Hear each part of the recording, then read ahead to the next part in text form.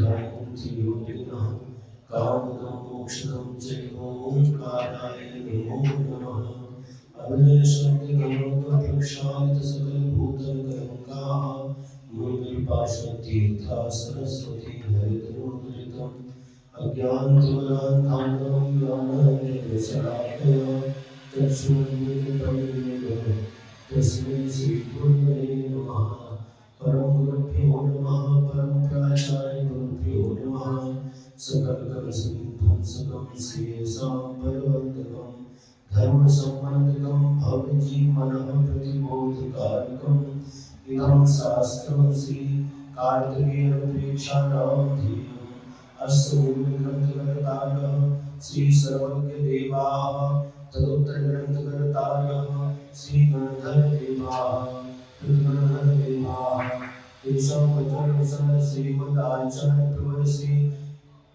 कार्तिकेय स्वामिना विरचितं मंगलं भगवान् वीरो मंगलं गौतमो गणी मंगलं कुन्दकुन्दारिणो जैन धर्मोऽस्तु मंगलम् सर्वमंगलमांगल्यं सर्वकल्याणकारकं प्रधानं सर्वधर्माणां जैनं जयतु शासनम् कोटिशतं द्वादशैव कोट्यो लक्षादशीतिः चैव पञ्चाशदष्टौ च सहस्रसङ्ख्या वेदच्छ्रुतं पञ्चपदं नमामि भासिरथं गणहरदेवीं सम्मं परमामि भक्तियुक्तो सुधराणो वयं शिरसा इच्छामि वन्दे सुरवती कावशुभोपसारच्यु अंगों पैन पावड़े परियमी सुप्रमाणी योग पुपरे चूड़िया चिव सुतथे धम्मकायु स्याणिचकालमंचिमी पूजेमी वंदामी नमसामी दुःखो कमोखो मोहिनाओ सुरीगुणं समाहिमनं जिन्नो संपत्ति हो और वाणी स्वाध्यायां पूर्वाचार्यानुक्रमेण सकल कर्मक्षयार्थं भावपुण्यानन्दनं समेतं श्रीमदाचार्य भक्ति कायो सर्वं करोमि।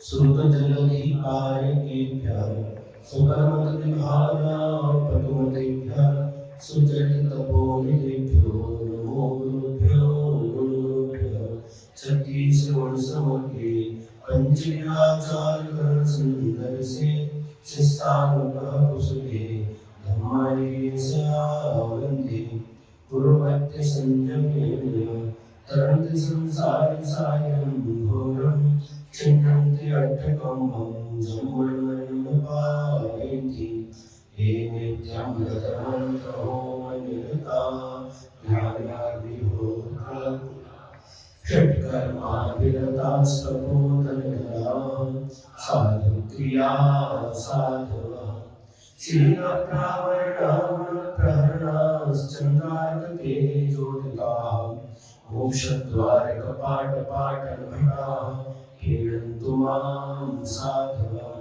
गुरुभावन्तु नो नित्यं ज्ञानदर्शनदायकाः चारित्राणं गम्भीरा मोक्षमार्गोपदेशकाः इच्छामि वन्दे आर्यभक्ति कामोषभोगं दुस्सारच्यं सम्मनानं समदर्शन संचरितुत्तानं पञ्चयाचरणम् आयर्याणम् आयारादिसुरनामोपदेशाणम् ओवैध्यायाणं तिरयोगपारायणं सौभसाहुणं श्यामचिकारणं चिमि पूजिमि वन्दामि नमसामि दुःखो गमोखो भोयलाओ सुरैगमनं समाहिमरणं जीवो संपत्ति हो वैच्छामि तिहोवान तिलयं देव देवं वन्दे तात्युवनिन्द परिपूज्यम् ओच्छं मनुपेहाओ भव्यजनानन्द जननीयो।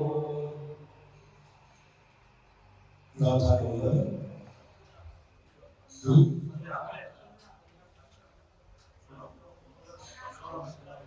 3 तारीख है ना?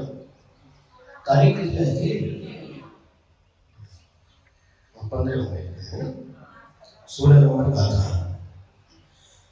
लच्छी संसक्त मनो जो अपाणं धरेति कट्ठेन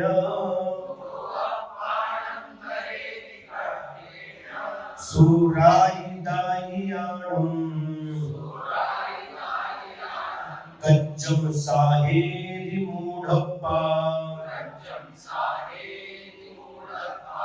लच्छी संसक्त मनो जो अपाणं धरेति कट्ठेन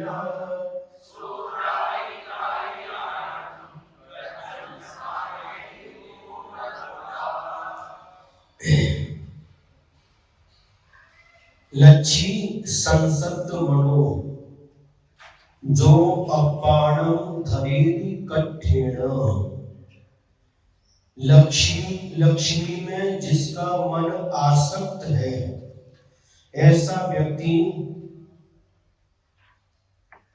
कष्ट के साथ अपना जीवन व्यतीत करता है। सो रायिदायियाणं वह राजा आदि और अपने जो कुटुंबी लोग हैं उनका ही कज्जम साहिदी उनके ही कार्य को साधता है। मूढ़प्पा, मूढ़प्पा मतलब मूढ़ आत्मा, मूढ़ आत्मा अज्ञानी।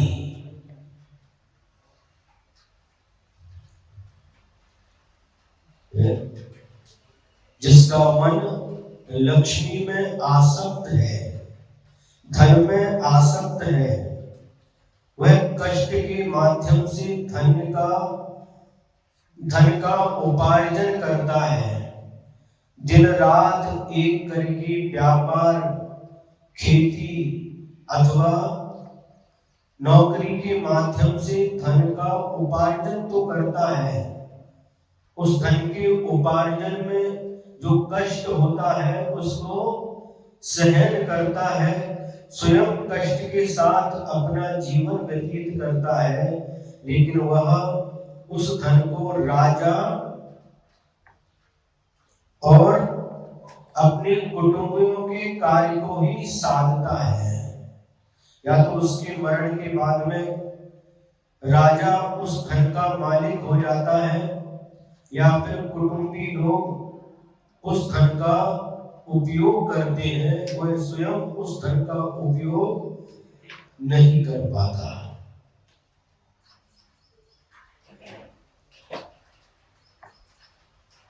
कितनी अच्छी बात हम लोगों के लिए आचार्य महाराज लिख करके गए हैं। अपने चित्त को धर्म में आसक्त मत करो, किंतु अपने चित्त को धर्म में आसक्त करो। धर्म में यदि हमारा चित्त आसक्त रहेगा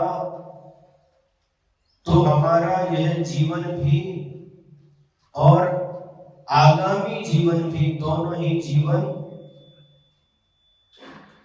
व्यर्थ चले जाएंगे। आगामी कैसे? एक राजा था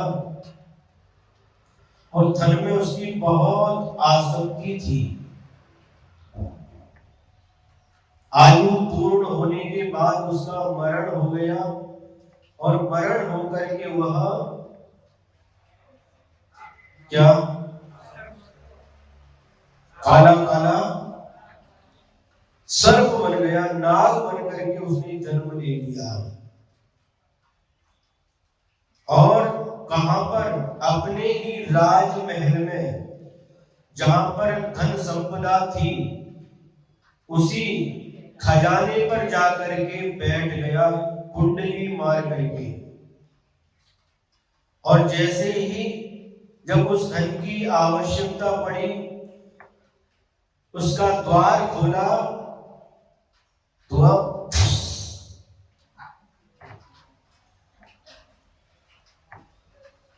फुसकारने लगा, और उसकी फुसकार को सुनकर के उसको देखते ही वह व्यक्ति भाग गया। राजा को जाकर के सूचना दी कि राज खजाने के ऊपर एक भयंकर सर्प बैठा है। और जैसे ही हमने द्वार खोला और वैसे उसने जोर से फुसकार दिया, मैं भाग करके आपके पास आया हूं। राजा ने दूसरे व्यक्ति को भेजा और उसको देखते भी उसने फुसकार दिया। 2-4 व्यक्तियों को भेजने के बाद भी जब यह फुसकारता रहा तो इसके बाद में राजा स्वयं जाता है, उस राज खजाने के अंदर प्रवेश करता है। उसको देख करके वह सर्प शांत बैठा रहता है। उसको जाति स्मरण हो जाता है कि यह तो मेरा बेटा है, मेरा पुत्र है। और उसके जाने के बाद एकदम शांत हो जाता है। राजा जितना धन चाहिए उतना निकाल करके ले जाता है। इसके बाद जब दोबारा धन की आवश्यकता पड़ती है और उस समय भी वह सर्प दूसरे व्यक्ति को देखते ही फुस करता है, लेकिन जैसे राजा आता है, राजा का बेटा जो राजा बन गया, उसको देख करके शांत रहता है। कई महीने बीत गए, वर्ष बीत गए। एक बार उस नगर में अवधि यानी मुनि महाराज का आगमन हुआ और वह राजकुमार जाकर के, राजकुमार जो राजा बन चुका है, मुनि महाराज से पूछता है कि हे गुरुदेव, मेरे भांडागार में जो खजाना, जहां पर राज खजाना रखा है, वहां पर एक भयंकर काले रंग का सर्प है। और जब हम धन लेने के लिए किसी को भेजते हैं तो उसको देख करके फुसकारता है, लेकिन जब मैं जाता हूं तो शांत बैठा रहता है, कुछ भी नहीं करता। इधर भी देखते रहना, नहीं तो बीच में बदलने पड़े, क्योंकि इसके माध्यम से भी बहुत सारे लोग लाभ लेते हैं। तो मुनि महाराज ने कहा अपने अवधि ज्ञान के माध्यम से, हे राजन, वह सर्प और कोई नहीं है, वह तुम्हारे पिताजी हैं। धर्म में अति आसक्ति होने के कारण से मरण करके वह नाग के रूप में, सर्प के रूप में उनका जन्म हुआ है। और सिर्फ तुमको पहचानते हैं, ये मेरा बेटा, इसलिए शांत बैठते हैं और दूसरे को उस राज खजाने में आने नहीं देते। ऐसा है, ठीक है। पिताजी हमारे जो इस राज्य के राजा थे, लेकिन धर्म में आसक्ति होने के कारण से मरण करके सर्प की पर्याय को प्राप्त करके उसको दुख हुआ, लेकिन क्या कर सकते हैं। और योगा योग से, पुण्य योग से उन्हीं मुनि महाराज का एक दिन राजमहल में पड़गाहन हो गया, आहार हो गया। और आहार होने के बाद वह राजा उन मुनि महाराज को उस खजाने के पास लेकर के जाता है। हे स्वामी, जो मेरे पिताजी इस समय सर्प की पर्याय में है, उनको संबोधन दो। और मुनि महाराज भी करुणा के वशीभूत होकर के उनके साथ में उस राज खजाने के पास जाते हैं। और राज खजाने का द्वार जैसे ही खोला जाता है तो सर्प फण उठा करके देखता है, हमारा बेटा है और बेटा के साथ में कौन? दिगंबर साधु है, शांत रहता है। और मुनि महाराज उसको संबोधते हैं कि हे सर्पराज, तू अपना अतीत याद कर। अतीत काल में तू इसी राज्य का राजा था, सारी प्रजा तेरी आज्ञा का पालन करती थी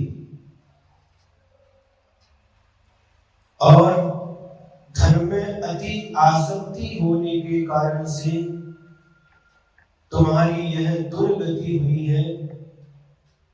तुम सर्प की पर्याय को प्राप्त किए हो। अब धन के प्रति जो तुम्हारी आसक्ति है उसको छोड़ो और धर्म के प्रति आसक्ति करो।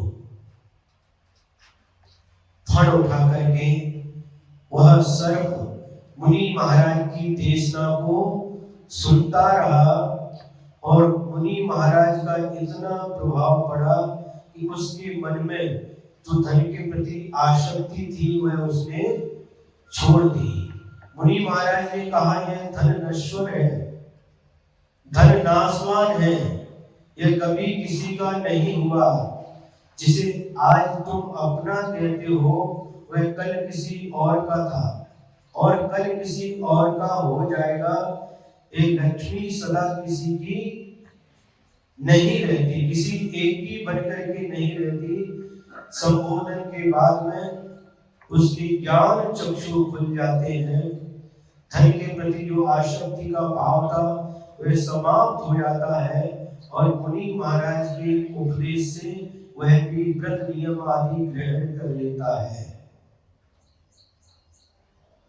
और समय पाकर के जब उस सर्प का मरण होता है तो मरण करके वह देव पर्याय को प्राप्त करता है।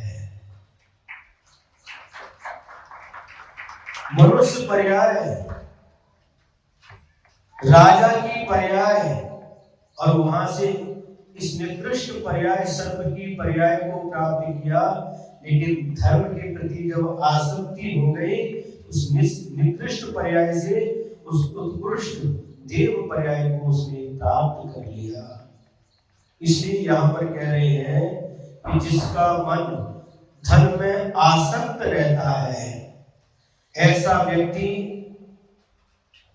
अपने आप को कष्ट में डालता है, कष्ट के साथ जीवन जीता है और उसका जो धन है, जो कष्ट के साथ उसने धन कमाया है, उसके धन का उपयोग या तो राजा करता है नहीं तो कुटुंबी लोग करते हैं। वह उस धन का उपयोग नहीं कर पाता, वह पूर्णात्मा उस धन के माध्यम से दूसरे का कार्य ही साधता है। ठीक है, देखते हैं यह पुमान लक्ष्मी संसक्त मना लक्ष्म्याम संसक्तम आसक्तम मनस चित्तम यस्य स तथा उक्ता। जिस व्यक्ति का मन लक्ष्मी में आसक्त है वह व्यक्ति आत्मानं स्वप्राणिनं कष्टेन बहिर्गमन जलयान कृषिकरण संग्राम प्रवेश सन आदि दुखेन धरती विभरती।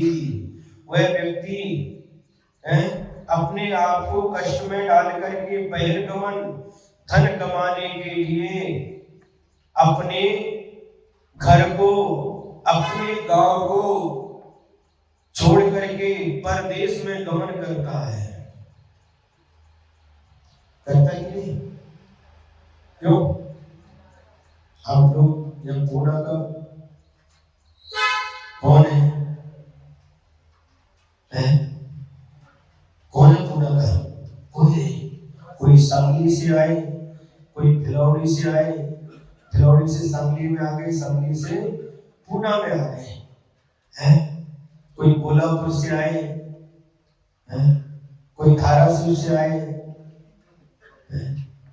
कोई सागर से, कोई जबलपुर से, कोई भोपाल से, कोई इंदौर से, कोई जयपुर से, कोई राजस्थान, कहां से लोग आकर के यहाँ पर पूना में रह रहे हैं। लेकिन वास्तव में कोई पठारी से, कोई सरगोली से, अलग अलग गांव से आकर के यहाँ पर रह रहे हैं। काय के लिए? धन कमाने के लिए। तो वही यहाँ पर आचार्य महाराज कह रहे हैं कि कष्टेन बहिर्गमन, घर छोड़ करके, परिवार को छोड़ करके, माता पिता को छोड़ करके, हैं, अपने गांव को छोड़ करके बाहर जाते हैं। जलयान, जलयान मतलब जो हवाई जहाज नहीं, जो पानी का जहाज होता है, जलयान। कई लोग ऐसे हैं जो नेवी बोलते हैं उसको, नेवी है, नेवी, और उसमें काम करते हैं। तो दिन रात उनका उस जल के जहाज में ही बीतता है। एक गांव है वही जयसिंहपुर के पास में, निमसिर गांव, और वहां पर एक व्यक्ति मिला, लड़का, वही उस जलयान पर ही थे, नेवी में काम करते थे। उन्होंने बताया हमारे उसमें सब रहता है, किचन भी है, सब कुछ उसी में रहता है, और दिन रात उसी में निकलता है। हाँ, उसी में रहते हैं। जलयान, कृषिकरण, खेती करते हैं। आप लोगों को पता नहीं खेती करने में कितना कष्ट होता है। आप लोग बाजार से जाते हैं, गेहूं, चावल, मूंग, मटकी, सेंधाना सब खरीद कर लाते हैं, लेकिन जो किसान होते हैं, शेतकरी, उनको कितना कष्ट होता है ये आपको पता नहीं। हमने बिहार करके देखा है, ऐसे ऐसे गांव में बिहार हुआ।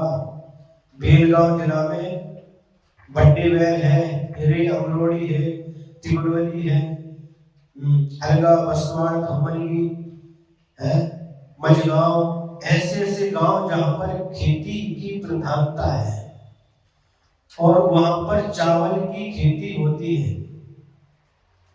बासमती चावल आप पकाते ना, खुशबूदार है, और वहां पर खेती होती है। उसकी खेती 3 चातुर्मास वहां पर हुए। हिरे, हड्डी, घोड़ी, तिगड़ोली और तेरदाल। तेरदाल में उसकी नहीं होती। इन 2 गांव के आसपास के गांव में पहले उस चावल धान को एक स्थान पर करते हैं।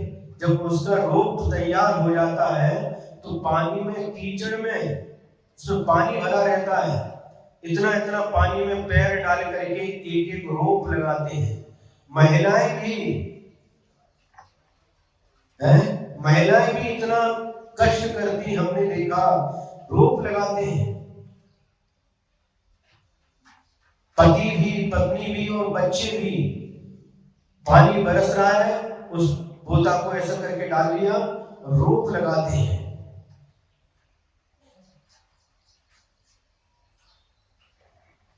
खाद पानी लेते हैं, ठंडी हो, गर्मी हो, बारिश हो, मोटर चालू करने जाना पड़ता है, कितना कष्ट होता है।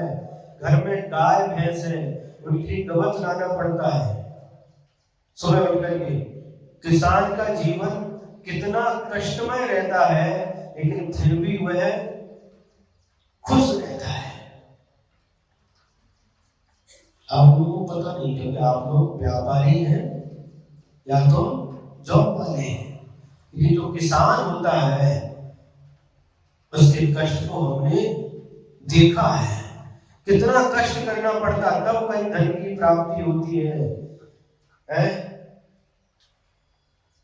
कृषिकरण, संग्राम प्रवेश, उस धन के लिए खेती करना पड़ता है, संग्राम, युद्ध में जाना पड़ता है। आर्मी भर्ती होती ना, युद्ध जहां पर अपने प्राणों को भी जोखिम में रखना पड़ता है, जोखिम में रख करके जाते हैं। युद्ध होता है, अपने प्राणों की भी वहां पर बलि देनी पड़ती है। कई बार कैसी परिस्थिति रहती है, संग्राम में यानी युद्ध में प्रवेश करना पड़ता है। आदि दुखेन धरती विभक्ति, वह व्यक्ति अपने आप को कष्ट में डालता है, दुख से ये सब कार्य करता है। सारे काम में तो होता नहीं, घर छोड़कर बाहर जाना। गुरुजी कहते थे परदेश में नरेश को भी क्लेश होता है।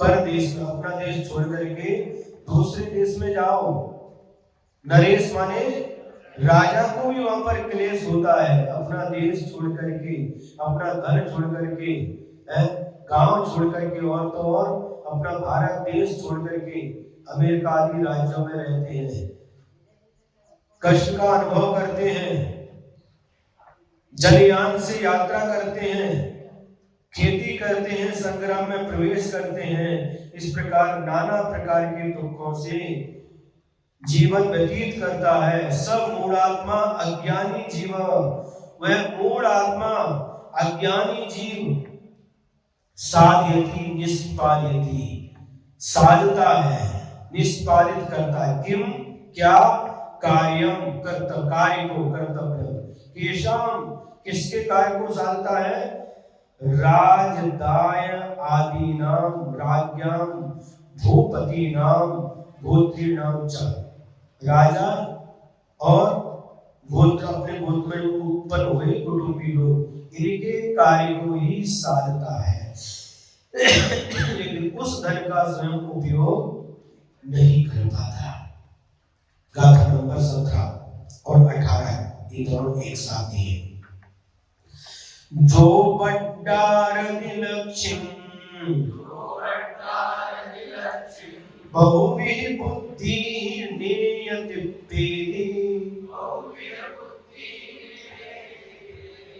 सवारंभम कुब्बदी रक्तिदिनं तं विचिन्ते, नयभुञ्जति वेलाये चिन्तावत्थो न सुबलिरेणीये, सोदासक्तं कुब्बदी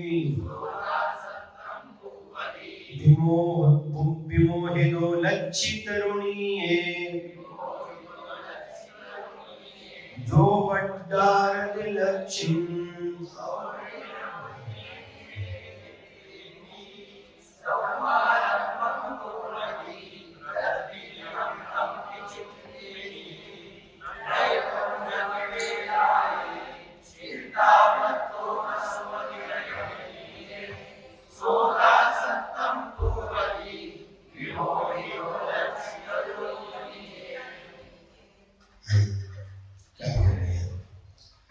जो वड्डारति लक्ष्मी, यह वर्धाप्यति लक्ष्मी, बहुविह बुद्धि नेति, बहुत प्रकार की अपनी बुद्धि चला करके चतुराई से, अनेक प्रकार की चतुराई से लक्ष्मी को बढ़ाता है।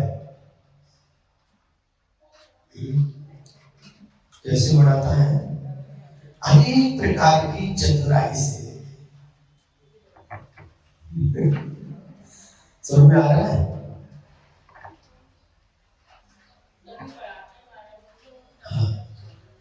अनेक प्रकार की अपनी बुद्धि लगाते हैं, कैसे धन की वृद्धि होगी, गुणा भाग लगाते रहते हैं, और गुणा भाग लगा करके जिस प्रकार से धन की वृद्धि हो उस प्रकार से बहुत चतुराई के साथ में व्यापार आदि काम करते हैं।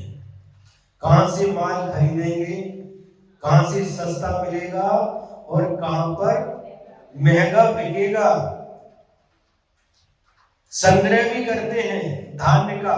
कब कौन से सीजन में किसका संग्रह करना, जब सस्ता रहता उस समय संग्रह करके रखते हैं, और जब रेट बढ़ जाता है उस समय बेचते हैं। तो बहुत चतुराई के साथ अपनी बुद्धि का उपयोग करके वह अपने धन को बढ़ाता है और फिर भी न नेव तृप्तेरी, फिर भी उस धन के माध्यम से नैव तृप्यति, तृप्त नहीं होता।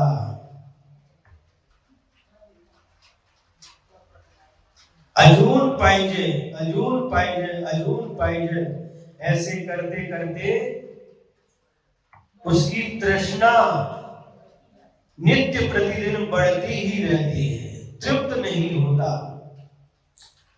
सब्बारंभम कुपरी, और सभी प्रकार के आरंभों को करता है। आरंभ किसे कहते हैं? जो खेती व्यापार आदि के माध्यम से जो हिंसा होती है उसे आरंभ कहते हैं। नाना प्रकार के आरंभ करता है।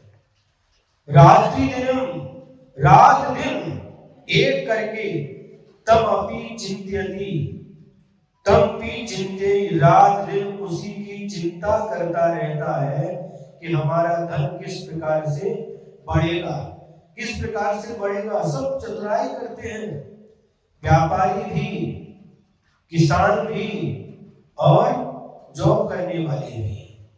जॉब करने वाले कैसे? 2 वर्ष जॉब कर लिया, एक कंपनी को छोड़ते हैं और जहां पर पैकेज ज्यादा मिलता है उस कंपनी में चले जाते हैं, गांव भी छोड़ देते हैं।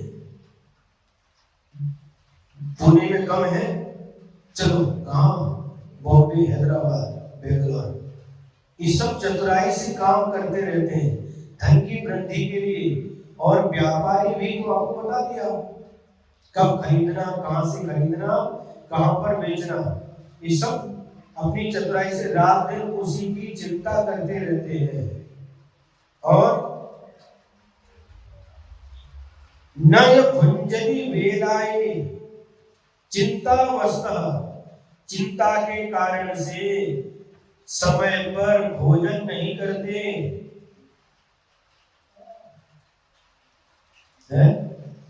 क्या को पता है? चिंता के कारण से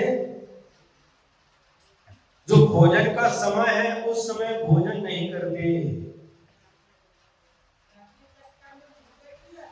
हाँ, धन के चक्कर में भूख ही नहीं लगती, बुंदेलखंडी भाषा है। ग्राहक आ रहा है, आने दो, घर से फोन आया भोजन के लिए आ जाओ, समय हो गया, अभी समय नहीं है। फिर दोबारा फोन आया, नहीं आए तो टिफिन बना करके, डिब्बा बना करके भेज दिया है। और जब समय मिला 12-1 बज गए, डिब्बा खोल के बैठे हाथ धो करके भोजन करने के लिए, एक ग्राहक और आ गया, वापस डिब्बा को बंद किया और उसको ग्राहक को माल देने लगे। वह गया, दूसरा आ गया, तीसरा आ गया, फिर 4-5 बजे फिर थोड़ा सा समय मिला, फिर डब्बा खोल करके बैठे, 2-3 टुकड़े मुंह में डाल करके खाए हैं, अंदर गए चबा करके, और फिर ग्राहक आ गया, उसको वही रखा, हाथ धोए और उसको माल देने के लिए चले गए। शाम को फिर फोन आ गया, याडीची वेळ झालेली आहे, वासाची वेळ झाली। अरे वासा की वेळ हो गई, अभी सुबह का भोजन ही नहीं हुआ। तो समय पर भोजन नहीं हो पाता है। न च भुक्ते बेलायाम, चिंतावस्था, चिंता में रहते हैं। न सुवदी रहनी है, और रात्रि में सोते नहीं, समय पर नींद नहीं आती। सुन रहे कि नहीं? न सुवदी रहनी है, रहनी माने रजनी, रात्रि में सोते नहीं। धन कमाने के कई लोग रात्रि क्या शिफ्ट चलती ना आपकी, नाइट शिफ्ट होती क्या होती है, नाइट का अलग है, डे का अलग है, 3 शिफ्टों में चलता है। जब सीजन हो तो व्यापारी लोग भी दुकान खोले बैठे रहते हैं। और यदि उनसे कहो महाराज जी आए हैं, क्लास चालू है कार्तिक रुद्रेक्षा की, चलो 1 घंटा समय निकालो, हमारे पास समय नहीं है। बच्चों को स्कूल भेजना पड़ता है, उनका टिफिन बनाना पड़ता है, पतिदेव को भी टिफिन बना करके समय पर देना पड़ता है? बहुत काम रहता है। कितने बहाने बना देते हैं। जिनकी रुचि नहीं है वह बहाने बनाते हैं, और जिनकी रुचि है वह बिना बुलाए समय पर आकर के बैठ जाते हैं। जैसे पंगत में बैठते हैं ना भोजन के लिए, जिनको भूख लगी है आकर के बैठ जाते हैं, और व्यंजन को देख करके जिनके भूख नहीं है उनको भी भूख लगाती है, वह भी शामिल हो जाते हैं। उसी प्रकार से जिनकी रुचि होती है वह आकर के समय का ध्यान रखते, समय से पहले आकर के बैठ जाते हैं सुनने के लिए। क्या सुनने के लिए है? भगवान की वाणी, जिनवाणी सुनने के लिए। एक तृप्तिदायक है। भोजन करने से तो तृप्ति कितनी मिलती है, सुबह भोजन किया शाम को फिर भूख लगाती है, शाम को भोजन किया तो रात को सोते सोते फिर भूख लगती है, पेट खाली हो जाता है, उनके उड़ी मारने लगते हैं पेट में, थोड़ी देर की तृप्ति मिलती है। लेकिन जिनवाणी को सुनने से जो तृप्ति मिलती है वो बहुत समय तक रहती है। रहती कि नहीं? सही बताओ, सुनते समय कैसा लगता है? बहुत आनंद आता है। क्यों आनंद आता है? साक्षात तीर्थंकर भगवान की वाणी को हम सुन रहे हैं। साक्षात भगवान की वाणी, दिव्य ध्वनि जो आचार्यों ने लिपिबद्ध किया है उसको हम सुन रहे हैं अपने कानों के माध्यम से। ये तृप्तिदायक होते हैं, आत्म कल्याण के लिए कारण होती है। और जिनवाणी को सुनने से क्या हेय है, क्या उपादेय है, क्या करने योग्य है, क्या छोड़ने योग्य है, इस सारा का सारा बोध हमें जिनवाणी माँ के माध्यम से ही होता है। इसलिए पुण्यशाली जीव ही यहाँ पर आकर बैठ सकते हैं। सुन रहे हैं? समूह शरण में भी बहुत सारे लोग जाते हैं, वहां पर भगवान के जो समूह शरण में जब भगवान विराजमान है और बहुत भव्य जीव, पुण्यात्मा जीव पहुंच पाते हैं, क्योंकि वहां पर पहुंचने के पहले नाट्यशालाएं होती है, उसमें नाटक चलते रहते हैं। कई लोग नाटक देखने में ही तृप्त हो जाते हैं, भोजनशालाएं होती है, लोग भोजन में ही तृप्त हो जाते हैं। लेकिन जो बहुत पुण्यशाली जीव होते हैं, बहुत महापुण्यशाली जीव ही साक्षात भगवान के चरणों में बैठ करके भगवान की दिव्य ध्वनि का पान करते हैं। तो आप लोग कैसे हैं? सौभाग्यशाली हैं, पुण्यशाली हैं, जो कम से कम 1 घंटे के लिए बैठ करके भगवान की वाणी को सुन रहे हैं। वह व्यक्ति समय पर भोजन नहीं करता और रात में नींद भी नहीं लेता, समय पर सोता भी नहीं। सो दासत्वम को बली, वह दासत्व को प्राप्त करता है। विमोहित होता हुआ लक्ष्मी तरुणीये, लक्ष्मी तरुण्या देखो क्या कह रहे हैं। लक्ष्मी तरुणी उस लक्ष्मी पर आसक्त होकर के उसकी दासता को प्राप्त कर लेता है। लक्ष्मी का दास बन जाता है और लक्ष्मी का दास बनने के कारण से रात दिन एक करके परिश्रम करके धन कमाता है, समय पर भोजन नहीं करता और समय पर सोता भी नहीं। क्या कह दिया? लक्ष्मी के दासत्व को स्वीकार कर लेता है। आपको कोई दास कहे तो कैसा लगेगा? क्यों बोलो, बुरा लगेगा? लेकिन यहाँ पर आचार्य महाराज कह रहे हैं कि वह लक्ष्मी के दासत्व को स्वीकार कर लेता है।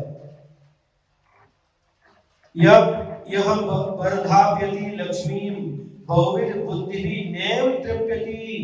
अपनी बुद्धि को चला करके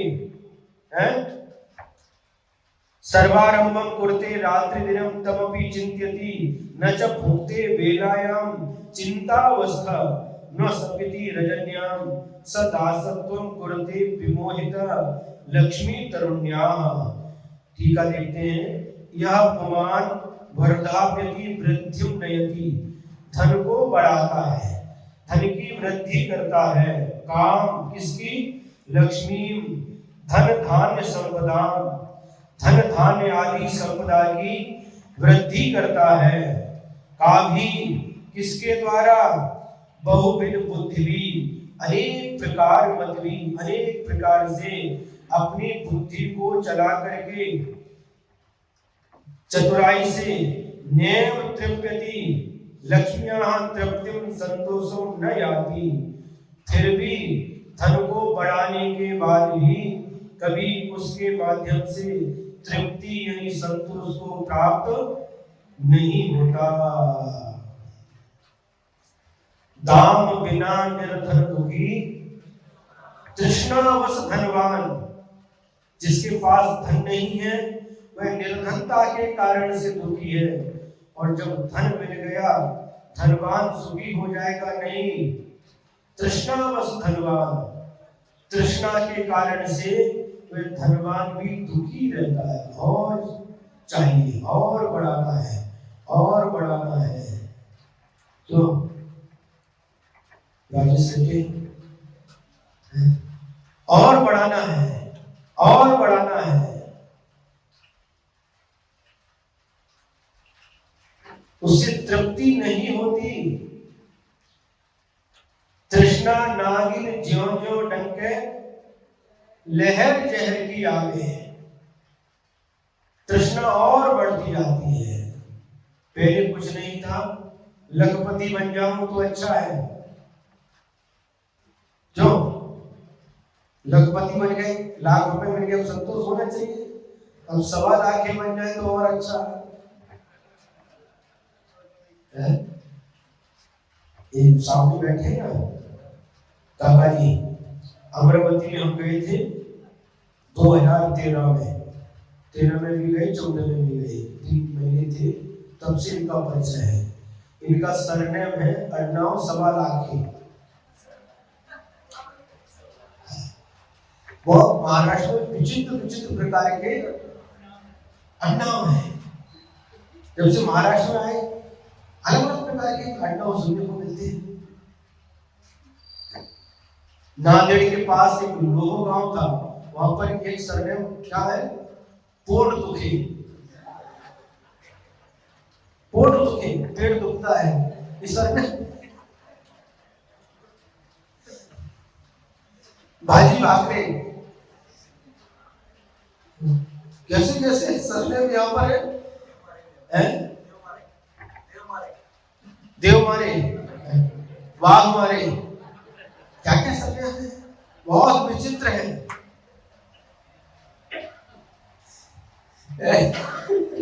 कुरकुटे,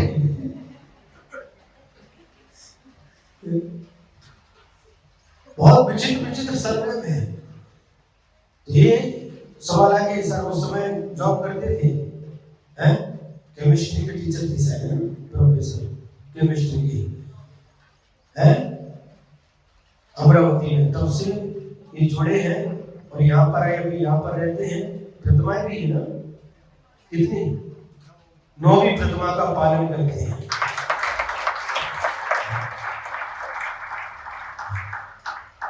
तो हम बता रहे थे 1.25 लाख है, लखपति बन गए, लखपति भी सरने में एलोरा में, फिर 1.25 लाख है। 32 लाख। अच्छा, ये नया और बता रहे हैं, अमरावती में 32 लाख है भी, 1.25 लाख के बाद 32 लाख, 32 लाख मिल गए तो 32 लाख है, और इसके बाद बस इतना ही। हाँ, और बढ़ती जाती तृष्णा, 32 लाख मिल गए तो 50 लाख, 50 लाख, और बढ़ते बढ़ते करोड़ तक, करोड़ तक पहुंच जाते हैं। लेकिन कभी भी तृष्णा शांत नहीं होती, तृप्ति की अनुभूति नहीं होती।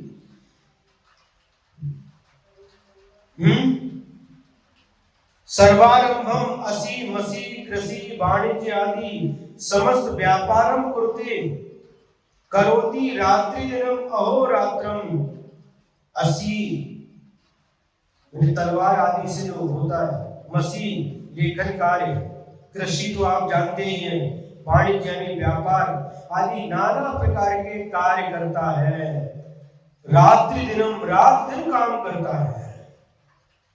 तमपि सर्वारंभम चिंत्यति स्मरयति, और उसी सभी आरंभ को याद करता है, स्मरण करता है, चिंता करता है। च पुनः चिंतावस्थः चिंतातुरः सन् बेलायाम भोजन काले न भुक्ते।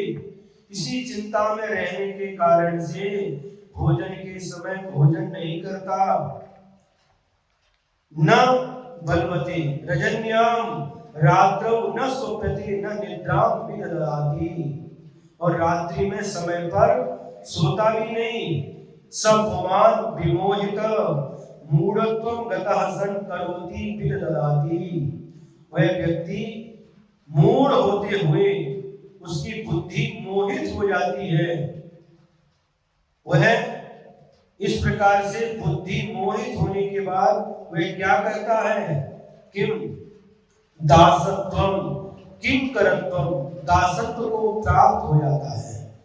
कस्याः, किसके दासत्व को प्राप्त हो जाता है? लक्ष्मी तरुण्याः रमा रमायाः, उस तरुणी लक्ष्मी के प्रति आसक्त हो जाता है। लक्ष्मी को तरुणी कहा है।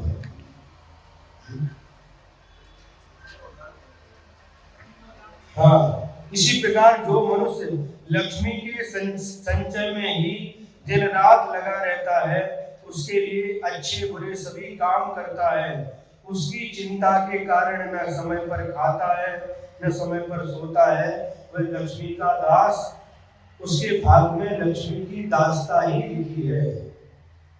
लक्ष्मी की दासता करना ही लिखा है, मालिकी नहीं। लक्ष्मी के दास होते हैं और एक लक्ष्मी पति होते हैं, दोनों में बहुत अंतर है। आप लक्ष्मी दास हो या लक्ष्मी पति,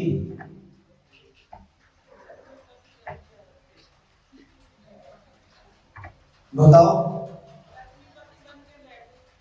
नहीं बैठे। लक्ष्मी का जो पति होता है वो अपने अनुसार दान भोग आदि के माध्यम से उसका उपयोग करता है, और जो लक्ष्मी का दास होता है वो मात्र उस लक्ष्मी के पीछे न समय पर खाता है न समय पर सोता है, दिन रात एक करके उस लक्ष्मी को ही इकट्ठा करने में लगा रहता है।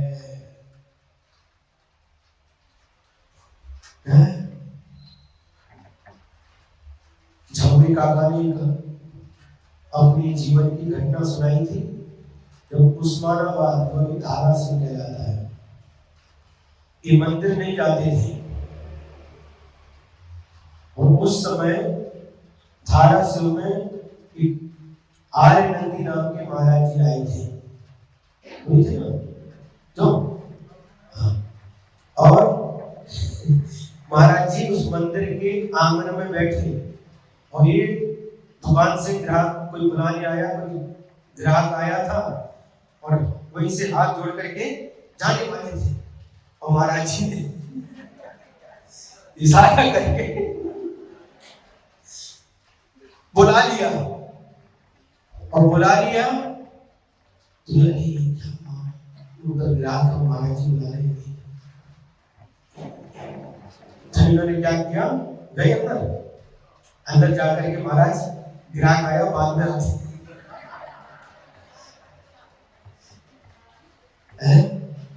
ग्राहक आया महाराज बाद में आते हैं, क्या क्या नाम है, कहाँ रहते, थोड़ा पूछा, हमारे बाद में आते ग्राहक द्वार पर खड़ा है।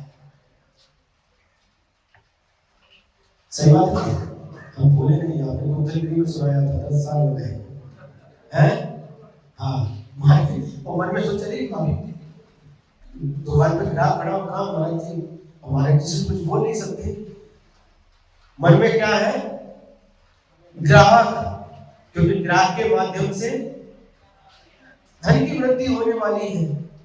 तो ऐसा समय रहता है और जब उससे वृद्धि होती है तो कब सब कुछ छोड़ करके देव शास्त्र गुरु की शरण में आ जाते हैं, बराबर कि नहीं? हाँ। तो जो धन की दास्ता को स्वीकार करता है वह धन लक्ष्मी के पीछे अपना पूरा जीवन व्यतीत कर देता है और जो उसका मालिक बनकर के, उसका पति बनकर के रहता है वह उसका समय पर सदुपयोग करता है। ये दोनों में अंतर है। आचार्य श्री ने मूक माटी में एक स्थान पर लिखा है, योग चले हैं, योग पढ़े हैं यही, योगी चला गया, भोग पड़े हैं यही, भोगी चला गया, कौन किसके लिए, धन जीवन के लिए या जीवन धन के लिए। कितनी सुंदर बात है।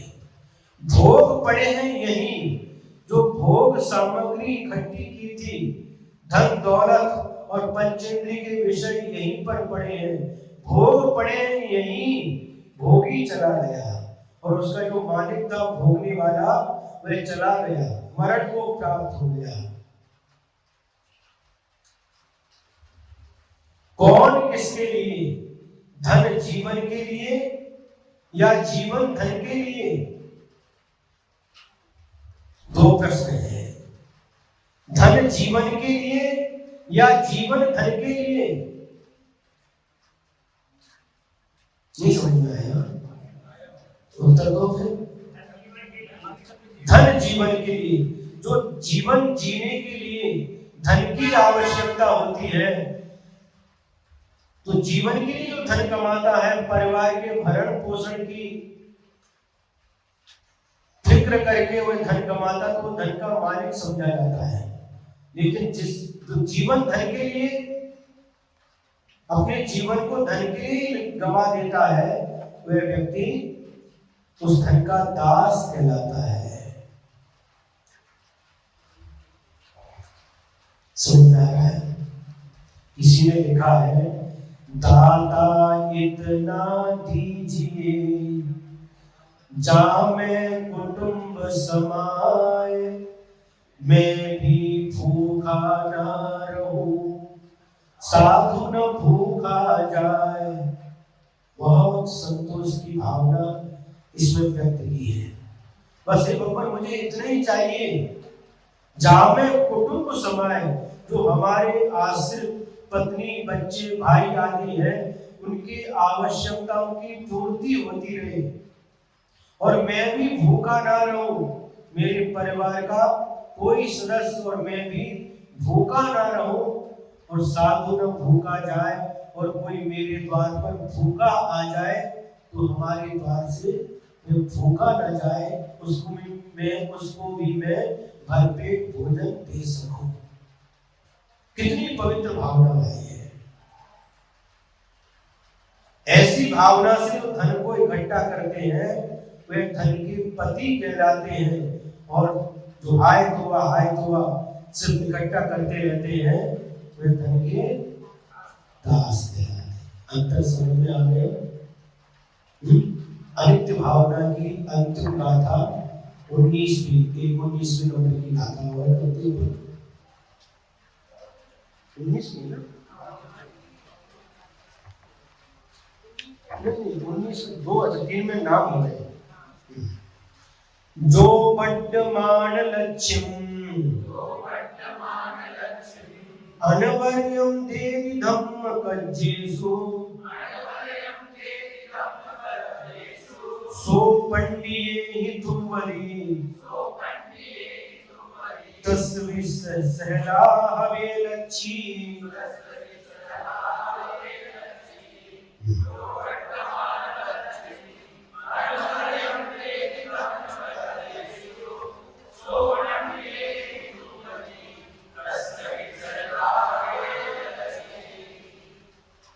क्या कह रहे हैं? जो वर्तमान लक्ष्यम अनवर्यम देवी धम्म कज्जेषु, जो अपनी बढ़ती हुई लक्ष्मी को निरंतर धर्म कार्यों में देते रहते हैं।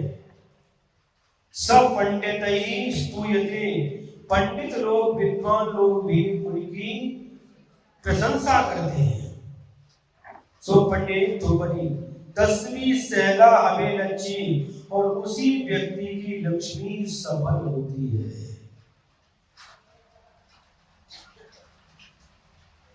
टीका देखेंगे, सपुमान स्तूयते स्तवन विषय क्रियते, वह व्यक्ति प्रशंसा के योग्य होता है। कहीं किनके द्वारा? पंडित ही पंडा बुद्धि एसाम ते पंडिता, माने जिनकी बुद्धि श्रेष्ठ है, जो विद्वानों में अग्रणी है, ऐसे पंडितों के द्वारा भी वह प्रशंसा का पात्र बनता है।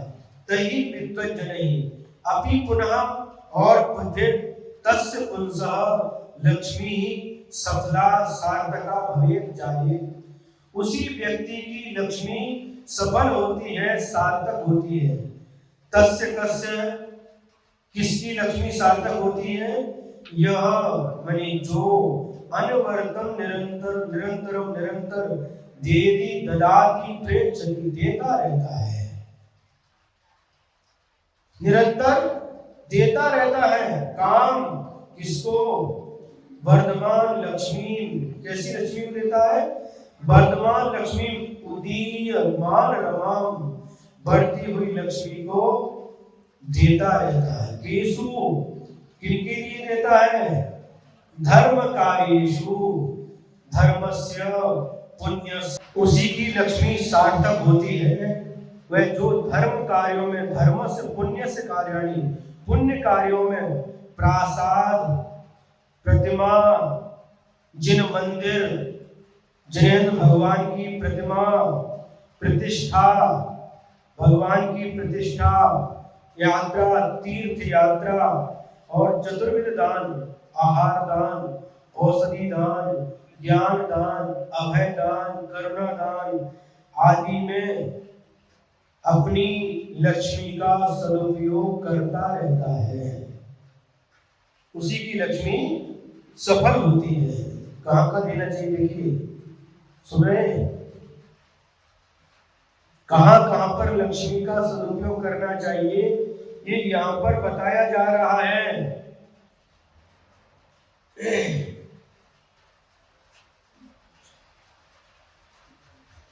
सुन रहे हैं? क्या क्या बताया? प्रासाद, जिन मंदिर जो यहाँ पर जजनन सोसाइटी में निर्माणाधीन है, मंदिर का निर्माण कार्य चल रहा है, ये जिन मंदिर कहलाता है। फिर प्रतिमा, भगवान की, जिनेंद्र भगवान की भीतरागी प्रतिमा, इनके निर्माण में प्रतिष्ठा, इनकी प्रतिमाओं की प्रतिष्ठा में, यात्रा, तीर्थ यात्रा में, और आहार, औषधि, शास्त्र, अभय आदि दानों के माध्यम से अपनी लक्ष्मी का उपयोग करता है। उसी की लक्ष्मी सार्थक होती है, सफल होती है, ऐसा यहाँ पर कहा गया है। ये असल में क्या 19 गाथाओं में अनित्य भावना कही है, लेकिन एक गाथा में मंगलाचरण हो गया और 2 गाथाओं के माध्यम से 12 भावनाओं के नामों का उल्लेख किया गया है। एक और ले लें क्या? क्यों ले लें? सबकी अनुकूलता है?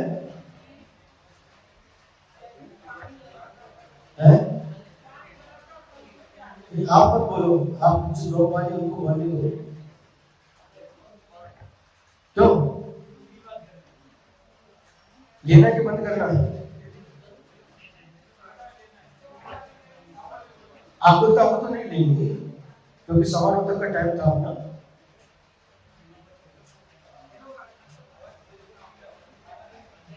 रिटायर वाले नहीं बोलना, जॉब वाले बोलो।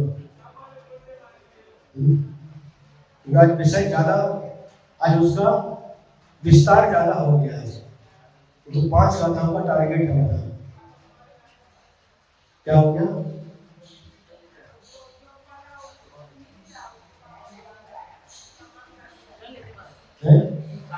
ठीक ठीक कर लीजिए, सबकी अनुकूलता होनी चाहिए, कर लीजिए। 19 हुए बंद कर लीजिए। यदर्थमात्रा परवाकिहीनं मया प्रमादाद्यनि किञ्चनोक्तं तन्मे क्षमित्वा विदधातु देवी सरस्वती केवलबोधिनोक्तिं बोधि समाधि परिणाम शुद्धि स्वात्मोपलब्धि शिवसौख्य सिद्धि चिंतामणि चिंतित वस्तुधामे पवनजमानस्य ममास्तु देवी पवनजमानस्य ममास्तु देवी। द्वादशं जिरवाणी माता की परम उपकारी परम पूज्य आचार्य गुरुवर श्री विद्यासागर जी महाराज की जय।